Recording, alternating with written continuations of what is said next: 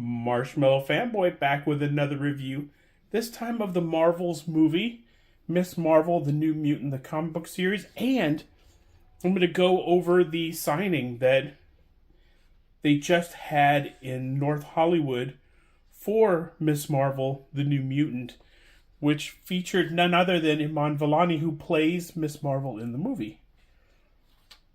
So let's talk about a little bit about the movie performing not well. And Bob Iger sort of said it was during COVID. There wasn't a lot of supervision on set. I didn't feel that way about the movie at all. I really liked the movie. I didn't think it was kind of COVID. And Iman sort of said that she was happy with the finished product and the people that she cared about enjoyed the film. And it was a genuinely good time watching the film. And she sort of said basically, I did a good job. I did a good job with it, and I felt like everybody else did a good job with it, and I'm happy with it. And that's kind of the perfect answer, because if you go to work and you have worked for a company for 6 months and you are doing everything you can and you are taking on more than your fair share of the work and you're doing really, really well, and then the company goes bankrupt, nobody looks at you and asks why your company failed. It's not your company. You work for it, but you don't make any of the decisions behind the scenes as to how to market it or do anything else. So you don't get any of the blame when your company goes bankrupt. It's just, Hollywood's a weird place where the person who's doing the acting sort of has to explain why the movie didn't do well. It's a little bit weird, and all you can kind of offer is theories. And so here's my theory, is that there was some homework you had to do to watch the movie, right? You had to be introduced to Monica. You had to be introduced to Kamala. And you had to have Disney Plus to do that. In the past, what would happen with a Marvel movie is it would make the rounds. It would go to HBO, it would go to Showtime, it goes to Amazon Prime, it goes to Netflix. It ends up on the video shelf. There's a variety of ways you can be exposed to, say, Captain America the Winter Soldier. Maybe you didn't see it in a theater, but you saw it second run. And by the time we got to Infinity War and Endgame, people had a variety of ways to get introduced to these characters and these concepts. But the only way that you could get to know Monica or Kamala was Disney Plus. Until recently, and it was right after the Marvels came out, they announced WandaVision for sale for home use. And it's too late to do that homework. The physical products make it enable you to, if you didn't want to get Disney Plus, you didn't want to get a streaming service, you go right to video. You can buy it. You could buy it used on eBay. You could borrow it from a friend who has it. And you can catch up with all the homework. But as of yet, there's no Miss Marvel Season 1 out on Blu-ray or 4K yet. Or hasn't been announced yet. So I think you can rent some of this stuff on Amazon Prime. But I understand why people wouldn't want to rent kind of an episode at a time. Or they would just kind of go, well, I'm not going to pay for this unless I can own it. And sometimes the digital owning, for older people has had that kind of thing where they go, well, if I digitally own it and they change their mind, I don't digitally own it anymore. And I completely understand that. So if you put everything behind a paywall, people aren't going to pay for it. And it means that people might not be able to get to know these other characters before they go to the movie theater. And I think they didn't want to feel left out. So I think it alienates some of their fans when they make it so exclusive that only people who have a subscription can get introduced to these characters. And that there's really no other way. Or maybe there's one other way. Maybe Amazon Prime, you could rent it, but that was it. It didn't make rounds on anything else. And even during COVID, it didn't show up on ABC, I don't think. It could have. I'm not absolutely sure. But they didn't make a big deal out of it if it did go to ABC. So that's my feeling on the movie not doing very well. It's not really anybody's fault. I don't know. There was an article that said that any movie that was made for 200 million or a little bit above that had a hard time making back its money, except for Guardians 3. Things like Indiana Jones, The Dial of Destiny, the last Mission Impossible movie, they were breaking even just about. They weren't making a ton of money for anybody. So it was a difficult year for big movies. And except for like Barbie and Oppenheimer, that was a really good moment for movies in general. Well, let me get back on track. I loved the movie. I saw it twice so far. Definitely will see it more when it comes out on Disney Plus, because I am a subscriber. I did do the homework. And I'm a huge fan of the Marvels. But I've done, like I said, all the homework. There was no barrier between me and getting introduced to these characters. And I did not feel left out at all. This is Captain Marvel #2. It's the new 2003 series. And this was a special cover. And I got a few of them by accident. I got 2 of them by accident.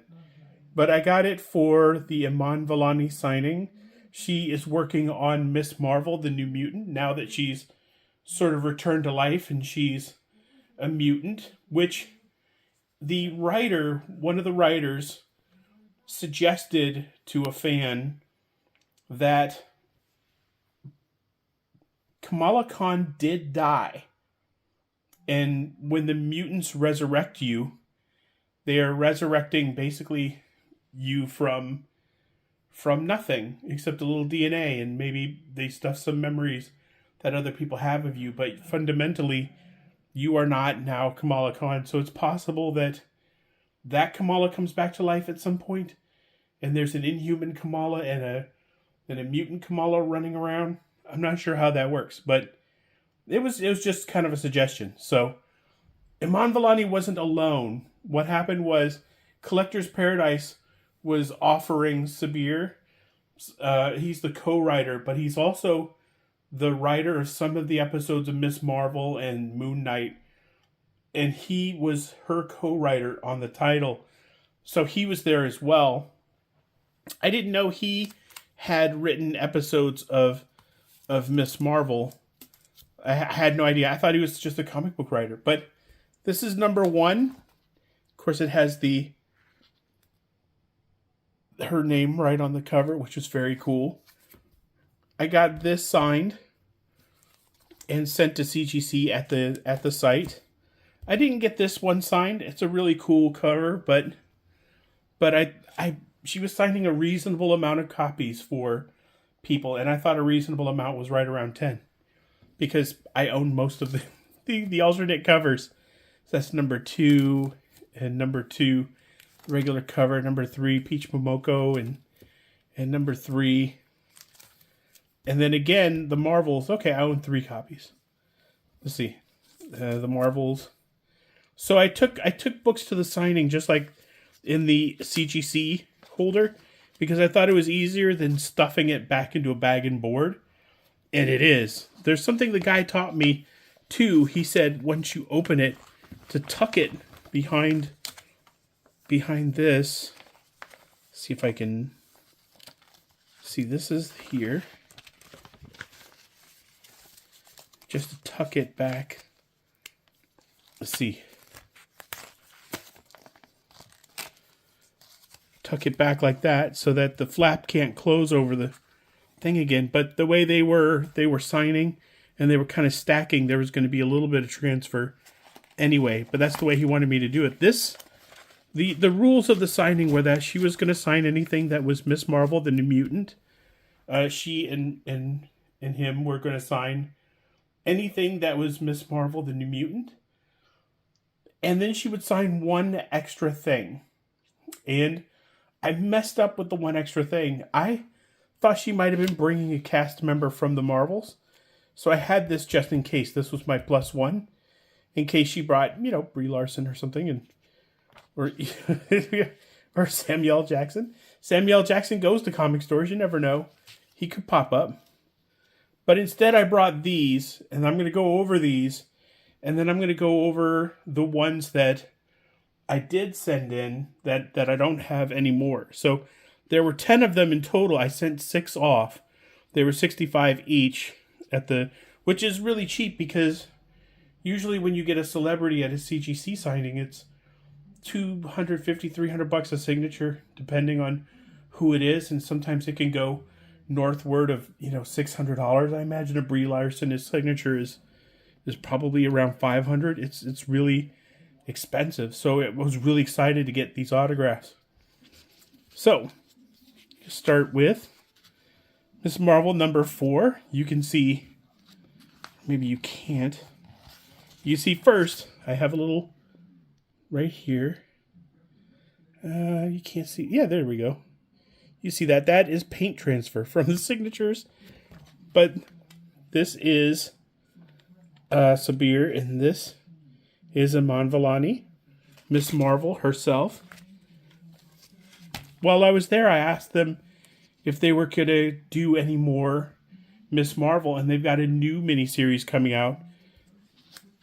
It is Miss Marvel Mutant Menace, and the first cover of Mutant Menace has her popping out of a sewer in kind of an homage to that, that shot of Wolverine coming out of the sewer from his confrontation with the Hellfire Club.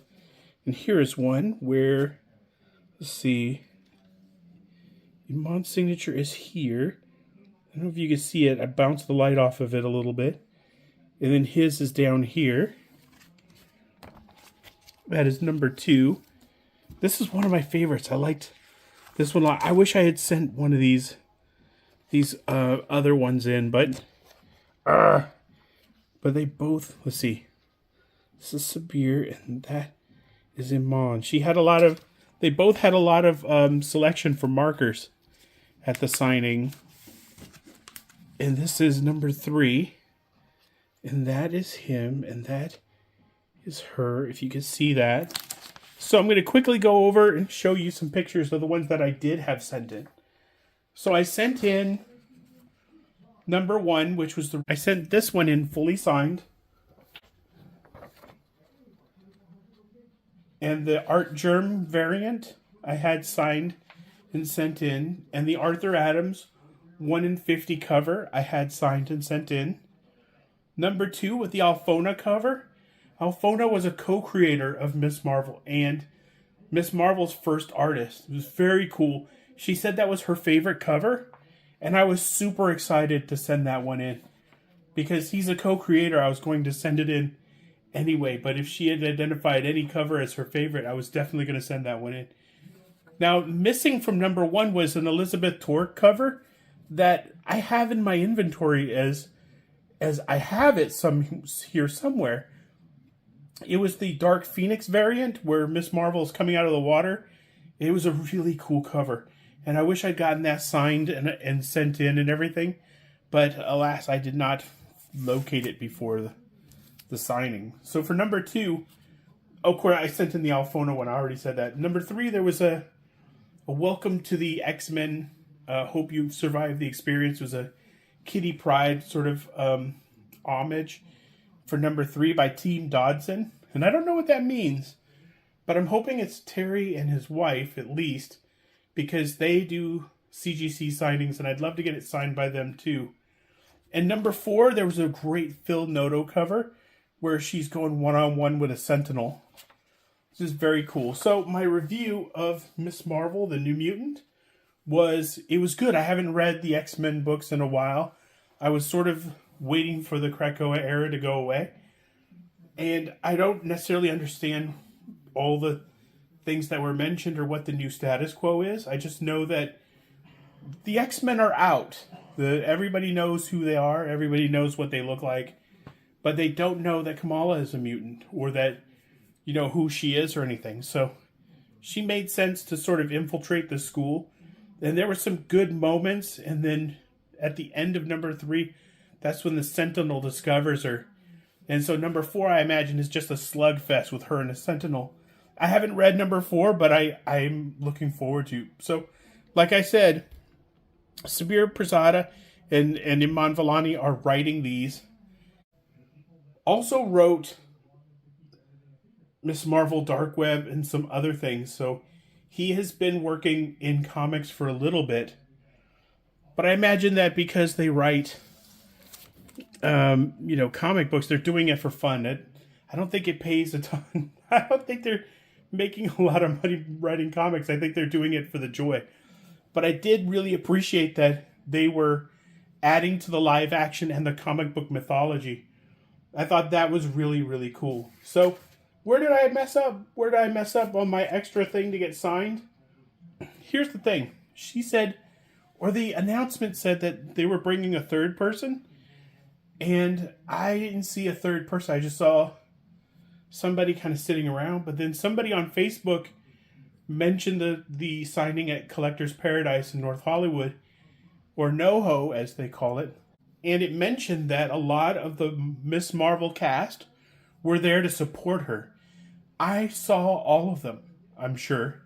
And I had no idea. It's been a while since I've seen Miss Marvel, the TV show. And I didn't know that Sabir had written episodes of Miss Marvel. I thought he was a comic book writer, so I didn't know. So I brought something that was Miss Marvel that I could have had 8 people sign.